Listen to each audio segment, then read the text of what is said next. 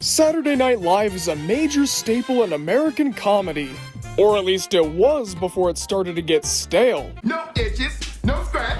My booty feels so snatched. Thank you, Shaman. Yeah, thank you, Shaman. Yeah. I don't know, maybe it's the writers, maybe it's the writers. It's definitely the writers. But hey, we still have those classic moments to go back to, like Samurai Delicatessen or Gumby. One of the biggest things, of course, when it comes to Saturday Night Live is their celebrity hosts. Every week or so, they'll have a brand new host come in, write some sketches of their own, star in sketches of their own, and just make it their own show. But sometimes these celebrity guest host spots don't exactly pan out according to plan. Sometimes Lorne Michaels, the guy who runs the show, will veto a guest host idea because having them on would be a total disaster. And that is most certainly the case with today's subject, the most tragic Saturday Night Live host of all time, Milton Berle. I'm gonna tell you why he's the most tragic host in all of SNL, but I wanna say this. A lot of this video is gonna sound pretty negative towards Berle, saying that he wasn't funny here or that he was a bad host. I will say objectively he did a bad job, but I'm gonna explain why, above all things, he's probably a victim of time and circumstance, really. So, let's get into it. For those who don't know, Milton Berle is a classic old-timey comedian dating back all the way to vaudeville. That's right, he was there when the Three Stooges got their start. Let that sink in. So Milton Berle was gonna be a guest host on SNL, and right away, people were kinda apprehensive, especially Lorne Michaels. So a thing about Milton Berle is that he is not easy to work with, but not in the same way that someone like John Kay is difficult to work with. On top of being a pedophile, John Kay's just generally lazy, hard to talk to, and is a dangerous perfectionist. Milton Berle likes to think he's the captain of the ship every single time. He'll step in, he'll take over a project, and if it doesn't go his way, he'll either get mad, or he'll talk down to people, making them feel lesser than him, so that way it can be the Milton Berle show just like how he wants it. Still, a majority of the cast members were very excited to have him on, and at first, it was going very well. He was telling them about all these old stories from when he was an old-time entertainer, but then they got to writing the script. It became very clear that Berle hadn't changed at all since his heyday. He thought he was still doing some kind of 50s or 60s show and wrote the script accordingly. There were a lot of spit takes and immigrant jokes and gay jokes and just a lot of things that didn't really age well even back then. Of course, these things can absolutely be funny, but there has to be a joke behind them. For example, barring the third season, when Drawn Together does racial humor, they either make it so over the top that you can't help but laugh, or they have a legitimate punchline that relates to the story and or character. But when Milton Berle did his stand-up routines and little jokes in the sketches about these things, it was just Arabs, am I right? And that was about it. There wasn't any joke or substance, it was mentioning a taboo subject at the time and expecting the audience to laugh. And spoiler alert, they didn't laugh. Oh, brother, this guy stinks! The other cast members tried to tell Berle that they needed to ramp up the comedy because everything felt so dated, but Berle kept assuring them, nah, this is how it works. You're getting 2 laughs for the price of 1. You know this is great, come on. And then he flashed them all with his giant penis. I'm not joking. He actually did this because this is a thing that Berle used to do all the time. I guess Berle was known for being well endowed, let's just say. So he would flash it around to people showing it off. And everyone was kind of looking at him going, okay, this is a thing that's happening. I don't know why it's happening, but it's happening. This is my life now. I gotta roll with it. I gotta go. The night that this episode premiered was a disaster. First of all, Berle planted somebody backstage to drop a pipe in the middle of his monologue so he could transition into some improv and really wow the audience. But a lot of people have since reported that even though Berle planned this, when it happened, he still got legitimately angry. I'll explain why in a bit more detail in a little while, but I just wanted to let you know that it's stuff like this that really makes it seem like Berle was planning this to be some sort of grand comeback. Like this would be the big thing that would thrust him back into the spotlight. Sadly though, it didn't work.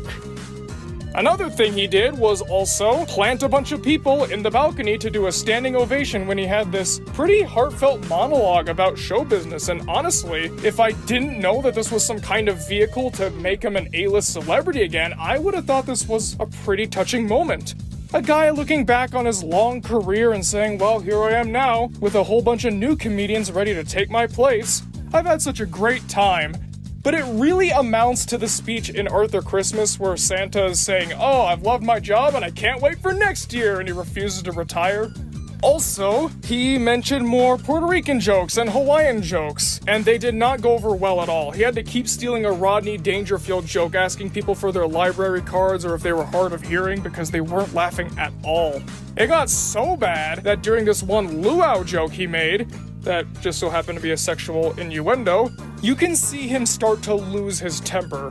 Take a look at this. Last night, by mistake, I walked in the wrong door. Knocked on the door, girl opened the door. She said, yes. I didn't even ask her. Everything. Next door to my room must be a Hawaiian honeymoon couple. Of course, all night long, I heard the girl yelling, luau.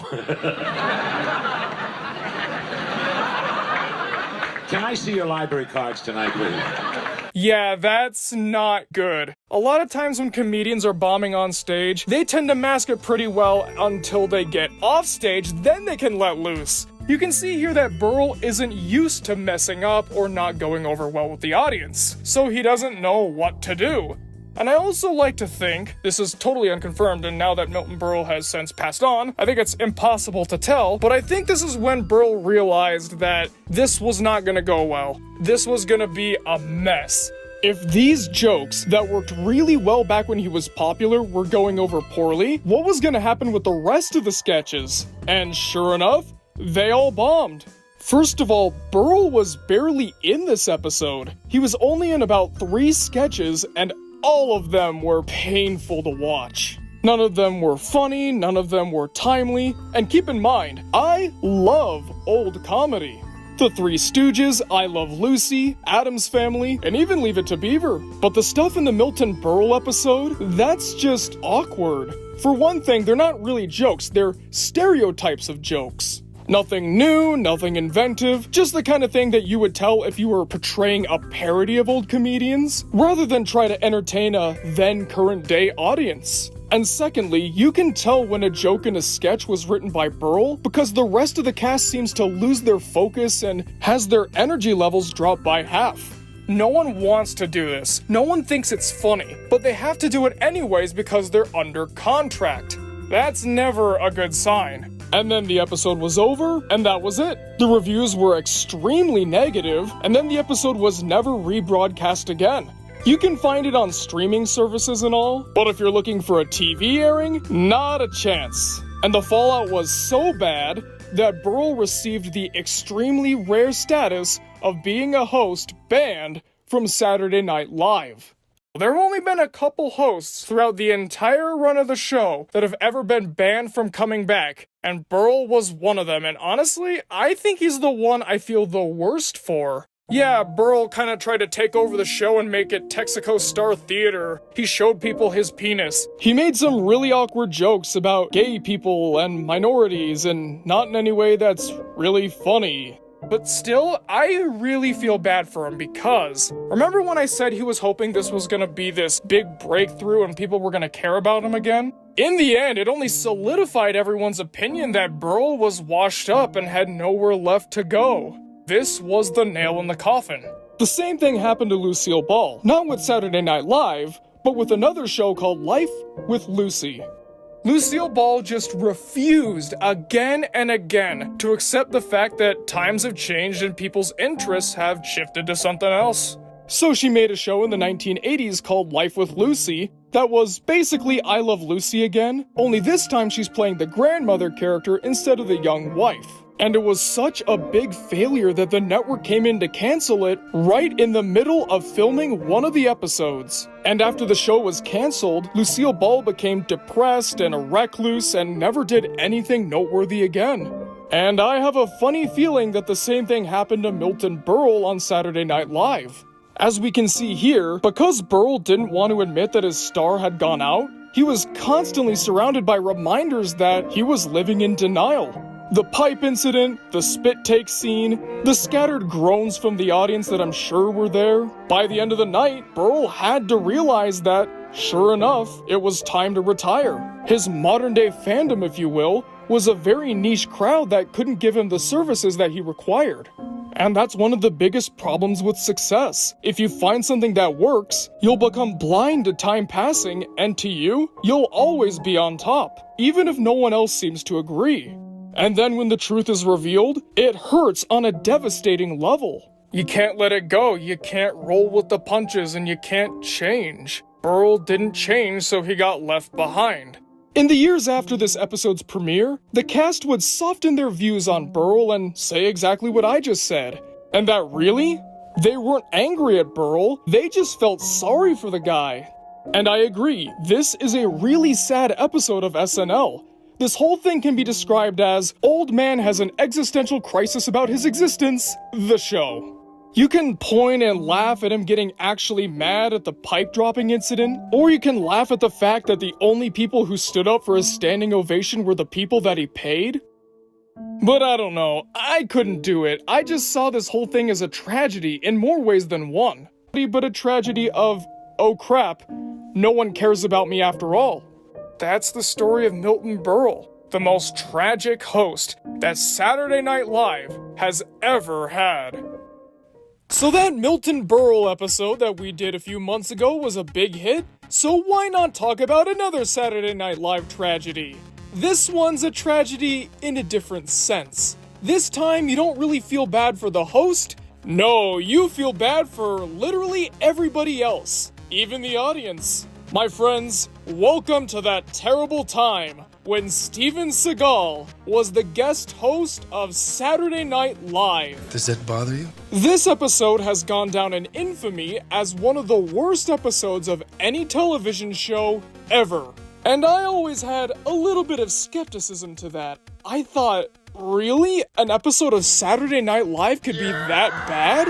After I did some research, I realized, yeah, it probably is pretty bad, but I don't think I'm gonna go out of my way to see it. But then the Milton Berle episode was a big hit, with tons of people demanding I talk about the Steven Seagal one next. And sure enough, it became the Masters of Fate pick for this month, so now I've got no choice.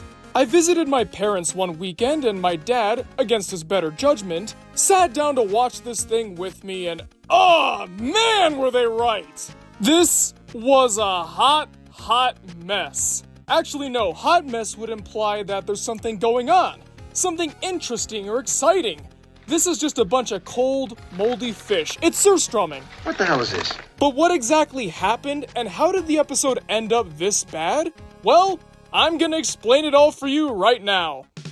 As per usual, Saturday Night Live was looking for a new guest host for this week, and they came across Steven Seagal. He agreed to take part, and right there, everything became terrible. From the minute he started working with the writers, Steven Seagal was impossible to work with. Firstly, he came up with terrible ideas for sketches. Last time I mentioned how all of Milton Berle's ideas were outdated, but at the end of the day, they were still comedy. At one point in time, you could consider those relevant. Steven Seagal's ideas, on the other hand, were anything but. One of his sketch ideas was about a therapist who sees a woman that had just been raped, then tries to squeeze a bunch of money out of her, and then rape her himself. I beg your pardon, Doctor. Seagal's reasoning for this was, this is how therapists are. All they do is try to take your money. Okay. Through some miracle, they were able to come up with enough sketches for this show to pad out the hour-long runtime. Few, if any, of Seagal's ideas were used. But partially because of this difficult writing process, and the fact that they just didn't have a lot of ideas anyways, nobody was all that happy with the sketches that they came up with, especially not Steven Seagal. He was miserable during rehearsals, and because of that, he brought everybody else down with him. The man just didn't seem to know how to have fun. All of his lines were monotone, he had a really bored or angry looking face the entire time, and the worst part, he didn't have a sense of humor when it came to himself. One of the most accepted jokes on Saturday Night Live is when the guest host takes a little bit of time to poke fun at themselves in their career. Segal wanted the opposite. He wanted this episode of Saturday Night Live to be all about how Steven Seagal is one of the most amazing people to ever live. For instance, in the Hans and Franz skit that opened this episode up, the plan was originally going to be about comparing Arnold Schwarzenegger to Steven Seagal. Hans and Franz would berate Seagal, telling him that Schwarzenegger was far stronger than he was and could easily beat him in a fight. Seagal would do his lines flatly and angrily. Dana Carvey had to pull Seagal aside and ask him what the problem was. Quote, I just wish Arnold was here so I could kick his f***ing ass.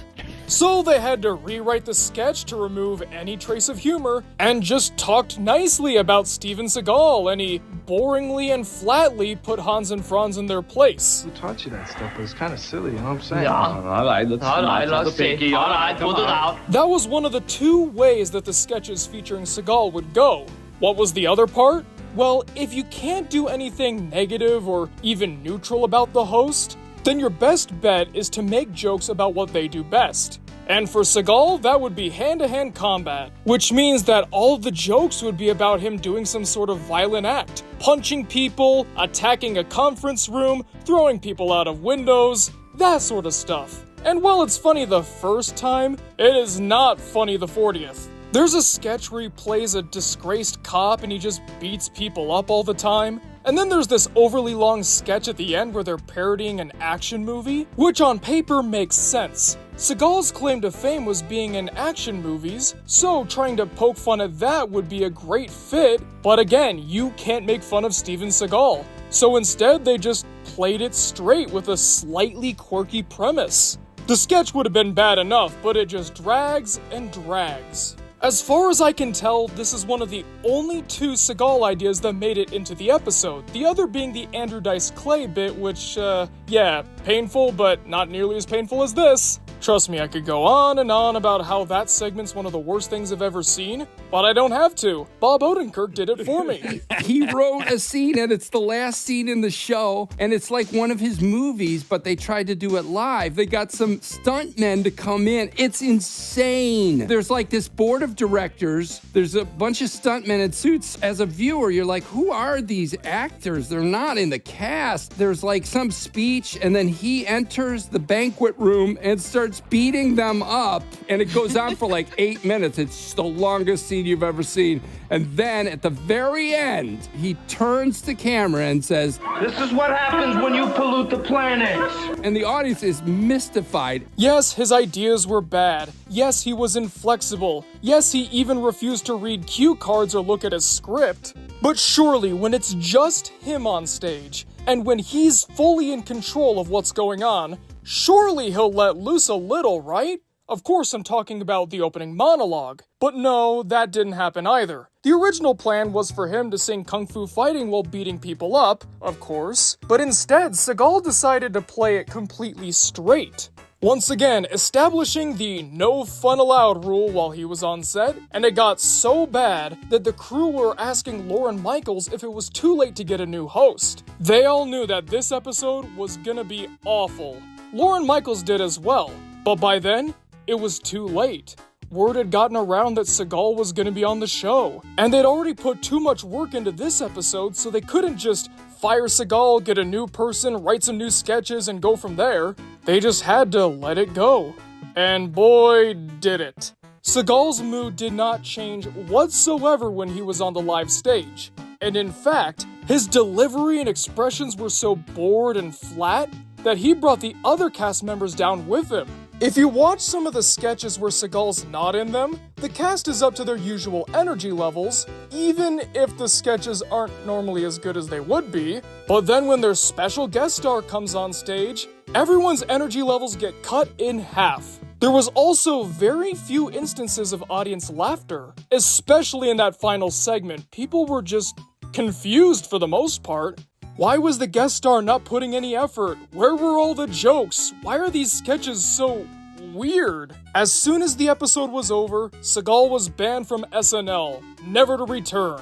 though he would be mocked from time to time going forward. Many cast members, especially the ones that had to share a scene with him, considered Segal the worst guest star that has ever been on Saturday Night Live. The only person that's had a somewhat more pleasant view of Segal's time on the show as time went on was Lorne Michaels. Oh sure, there's that famous story where Nick Cage called Lorne Michaels up after flubbing his monologue, declaring himself the worst guest host ever, and then Michaels saying, No, that would be Steven Seagal. But later, Lorne Michaels would admit that it was an off day for everybody. The sketches they were coming up with weren't working, they were having a hard time coming up with snappy dialogue, so really, this was the perfect show for Segal to be on. One that, admittedly, wasn't their best, and couldn't really be saved all that much. Now, I'll bet you're wondering, if Segal was this unflexible, and he was this miserable while performing, why did he agree to go on SNL in the first place? Well, I can credit my dad for figuring this out.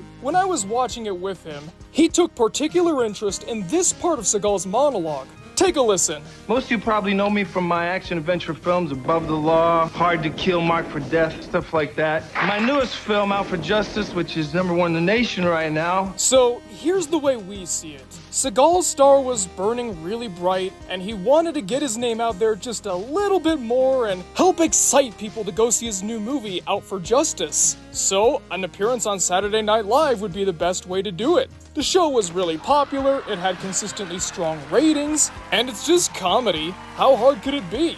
Heck, you don't even really have to try. As long as you show up, you get paid in money and exposure. None of this is confirmed, of course. This is just a theory we've come up with, and admittedly, knowing some of Steven Seagal's mindsets and the way he views things, I wouldn't really be all that surprised. After seeing the episode for myself, yes, I can confirm that Steven Seagal is indeed the worst host in all of Saturday Night Live. Going back to Milton Berle, yes, some of his stuff was dated, and yes, he was difficult to work with, but as the cast themselves would say in later years, the whole experience was just sad. Berle wanted to feel like he belonged, and to be reminded that people still cared about him at the end of the day. But no matter what he tried, he couldn't succeed. This ended up proving that his time had passed. And while he would get some jobs later on, they would be nothing compared to what he used to get, and frankly, were not the way that he was hoping to spend his later years. Up, down. Remember when those words had a whole different meaning? As I said in the last video, his story is a tragedy. You feel bad for him despite what he went through and what he caused, but Steven Seagal? I have no sympathy for him whatsoever. The best thing you can say about him is, at least he didn't assault somebody like Chevy Chase. One of the basic things that a host could be asked for when appearing on Saturday Night Live is to at least try. If the sketches stink, if you don't like the co-stars, fine, but at least put in an effort for the audience's sake, but Segal wouldn't do it. There may have been some pretty bad hosts that came after his time, but no matter what, Segal will always hold the place of #1 biggest SNL loser. Cause so many of you liked it when I talked about Milton Berle and Steven Seagal's ill-fated appearances on Saturday Night Live, This is what happens when you poo-poo. the Masters of Fate thought it best that next, I tackled Chevy Chase. Good evening, I'm Chevy Chase. Oh boy. In terms of what the audience saw on stage, I stand by my belief that Steven Seagal was the worst host that the show has ever had. But then when you consider what happened behind the scenes instead of the content itself, then that honor goes to Chevy Chase, or as I like to call him, Saturday Night Live's cruelest host. And if you're wondering what exactly makes him the cruelest, if you know anything about Chevy Chase, you might have a pretty good idea. But if you don't, let me tell you the story. Our tale begins, as most tend to do, in the year 1975. A brand new show called Saturday Night Live hit the small screen, and it was a pretty big hit. People all around the country tuned in week after week to get some of the biggest laughs around. One of the cast members, though, seemed to make a bigger splash than all the rest. Chevy Chase. Whether it was because of his comedic timing, quick energy, or seemingly likable persona, people couldn't get enough of this guy. It was not too long until Chase got some offers from Hollywood, meaning that his time on Saturday Night Live was coming to an end. When season 2 rolled around, he missed the second and third episodes apparently due to an injury, though some sources would later claim that this was actually due to Lorne Michaels wanting to test the waters and to see if Chase's regular sketches would work without him. While there were some outsiders, mostly audience members, who were sad to see Chase go, the cast members, on the other hand, couldn't see him leave fast enough. They hated this guy. He was always rude, condescending, and quite the show-off. It seemed as though Chevy Chase thought he was better than everybody else and decided to let everybody know that that's what he thought. For example, there was apparently a meeting between Lorne Michaels, Chevy Chase, and Chase's Weekend Update partner Jane Curtin, where Chase said something along the lines of, "Jane, let's face it, you can't be on screen with me at the same time," then suggesting to Michaels that Curtin be bumped from the sketch, leaving it all to him. Yeah, needless to say, they weren't exactly friends. Once Chase left Saturday Night Live, Bill Murray was put on to replace him, and sure, there was some growing pains involved, but in the end, everything came out to be a net positive. That is, until mid-February 1978, when word got out that Chevy Chase would be returning to Saturday Night Live as that week's guest host. Needless to say, the cast wasn't exactly thrilled with this announcement. Chevy Chase is coming back, and with an even more inflated ego this time due to his rising star status? Oh no, we're doomed! According to Chase, he couldn't resist coming back to Saturday Night Live since, apparently, it all started falling apart after season 2. Needless to say, it needed him in order to get good again, even if it was just for one night. If there were any cast members on board who thought that Chevy Chase might have changed his ways since leaving the show, they were quickly proven wrong. The minute he got back, Chevy Chase was back to his old tricks. We'll be right back after this message.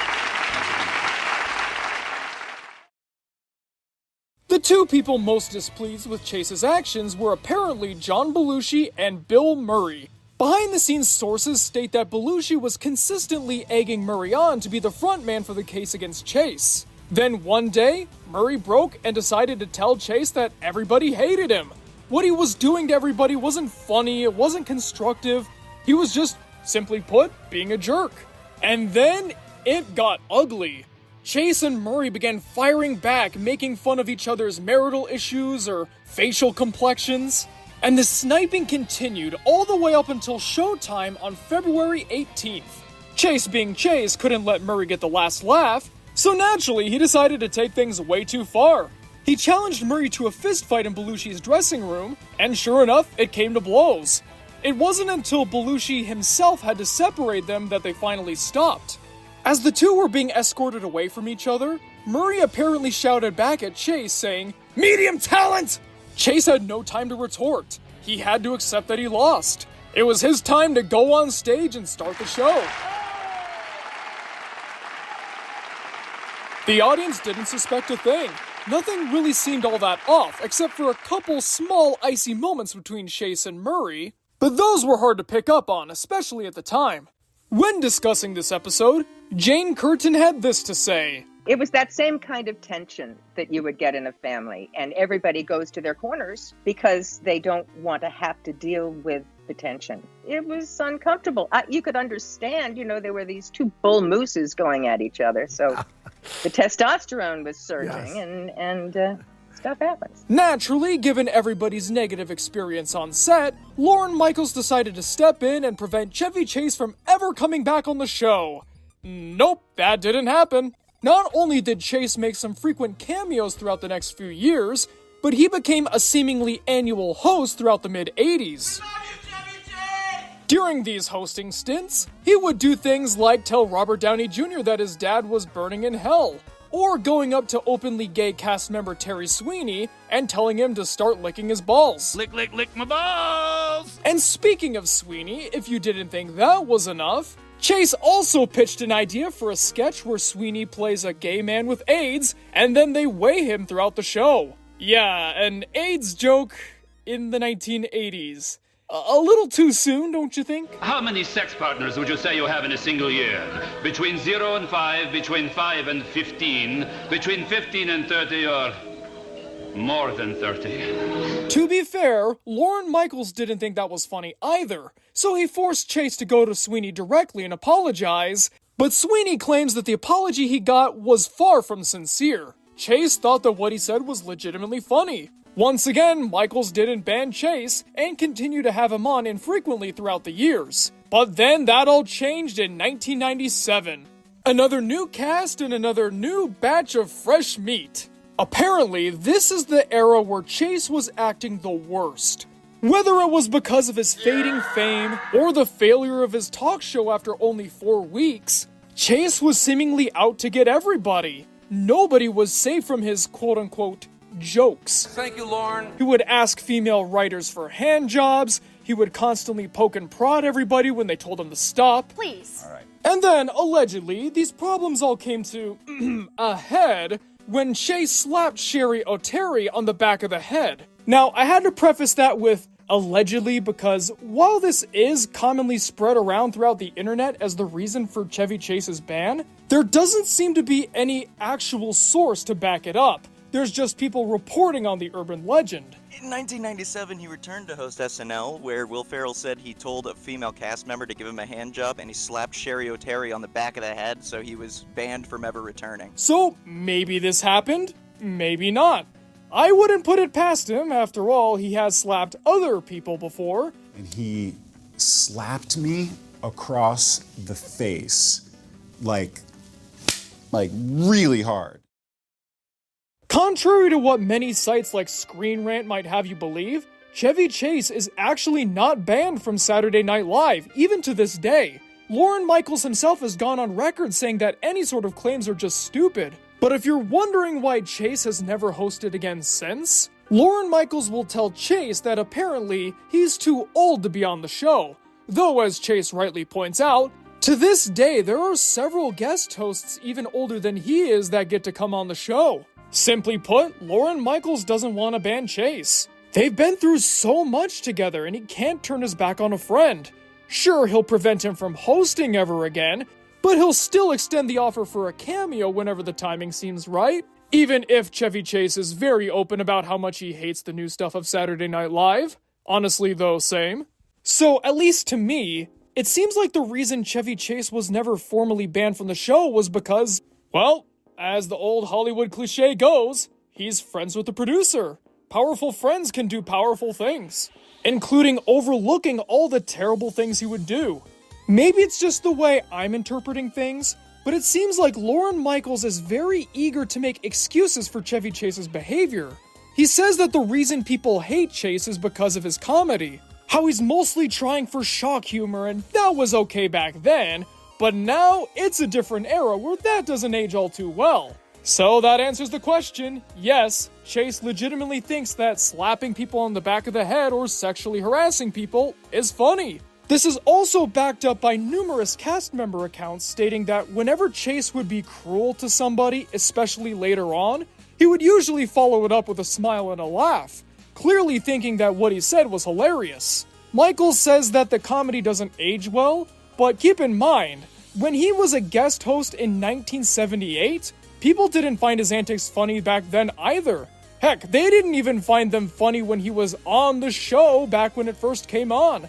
You know, back when that humor was apparently popular? There's an old saying that when you play a joke on somebody and only the person who puts the joke on is laughing, then it's not a joke. Keep in mind, I love offensive humor, like Drawn Together, man, that stuff's my jam.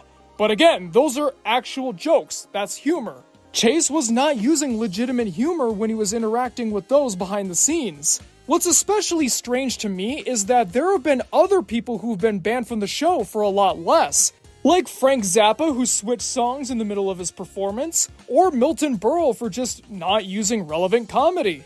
Though with that being said, whenever Chase does come back on Saturday Night Live, it's always very brief. Please welcome back to Weekend Update, Chevy Chase.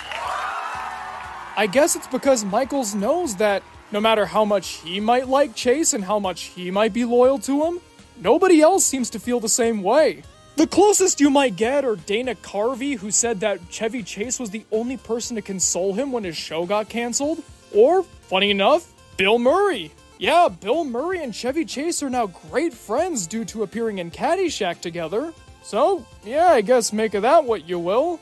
But no matter how many times people would object to Chase's actions, or punch him in the face, or report him to the higher-ups, he would never learn his lesson.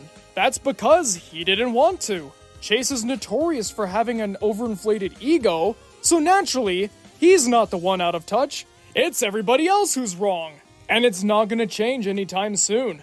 He's still doubling and tripling down to this very day. Even for more recent events like, let's call it his misbehavior on set for Community, he's still Chevy Chase. And be warned, because apparently he's quote-unquote still a legend around there, Lorne Michaels' words, not mine. You never know when he might be coming back for a cameo. Uh-oh. So that, my friends, is the tale of Chevy Chase, Saturday Night Live's cruelest host. Instead of going on and on and on some more in this outro, I think you can sum everything up with this Bob Belcher quote here. But there's a line between entertaining and annoying.